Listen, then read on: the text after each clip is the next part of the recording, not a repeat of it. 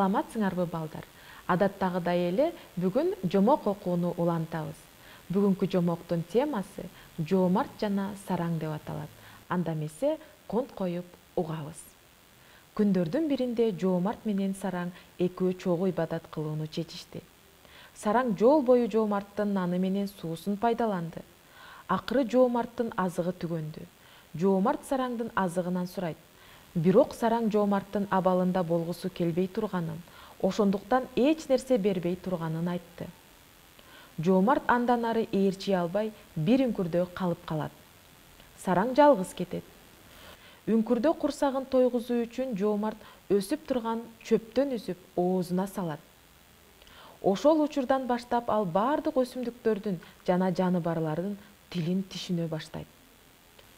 Кечке жуук үңкүргө карышкыр менен түлкү, анан сагызган учуп кирет. Түлкү сагызгандан бүгүн эмне жегенин сурады.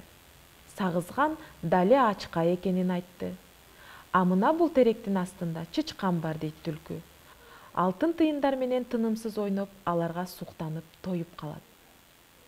Карышкыр маңдайдагы тоолорду көрсөтүп, ал жерде 1000 кочкору, бир алтын эчкиси бар бай бар экенин, ошонун аркасында карышкыр семирип калганын айтат. Сокур болгон адамга текенин башын берсең, көзү көрүп калаарын айтат. Ал эми тетиги дарактардын түбүндө 7 падышадан калган казына сакталып турат, дейт түлкү. А мен болсо ушул казынанын аркасы менен семирдим дейт. Таң эрте жаныбарлар үңкүрдөн чыгып кетишти. Жоомарт чычкандын тешигине барып, ал жерден алтын тыйындарды издеп таап алат. Анан жоомарт байга барып, андан эчки сатып алат. Жоомарт падышанын сокур кызы бар экенин билген, ал падышага барып, өз ыктыяры менен кызмат кылат. Падышадан кызын айыктырганга уруксаат алат. Ал текенин башын дароо кайнатып, падышанын сокур кызына сорпосун ичирип, этин жедирет. Ал жеп дароо көрө баштайт. Кубанган падыша кызын жоомартка берип, той өткөрөт.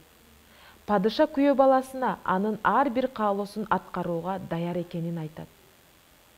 Жоомарт падышадан дарактардын түбүндө казына сакталган булакты сурайт. Падыша ага булакты берүүгө макул болот. Жоомарт казынасын алып, аялы менен жыргап, эч нерседен кем болбой жашап баштайт.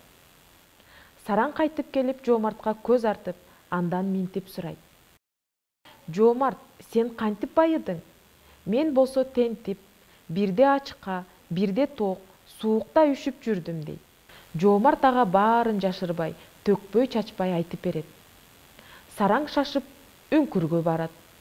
Жаныбарлар менен сагызганды күтүп жашынып калды. Түн кирип, үңкүргө түлкү биринчи кирет. Ал кимдир бирөө алардын сүйлөшүүсүн угуп, бардык мүлкүн уурдап кеткенин, мындан ары сак болуулары керек экенин айтат. Түлкү үңкүрдө бирөө жарымдын бар жоктугун билүү үчүн үңкүрдү шимшип, издөөнү сунуштайт. Ошентип алар үңкүрдүн эч бир жерин калтырбай издей башташат. Бир маалда түлкү кыйкырат. Айтпадым беле, үңкүрдө адам заты бар тура. Карышкыр сараңды кармап, баарлап аны тытмалап жеп коюшат. Мына балдар, көрдүңөрбү? Адам заты эч качан сараң болбошу керек. Достор ар дайым бири-бирине жардам берүүнү унутпашы керек. Бүгүнкү жомогубуз ушу менен аяктады. Кийинки жомокто жолугушканга чейин сак саламатта калыңыздар.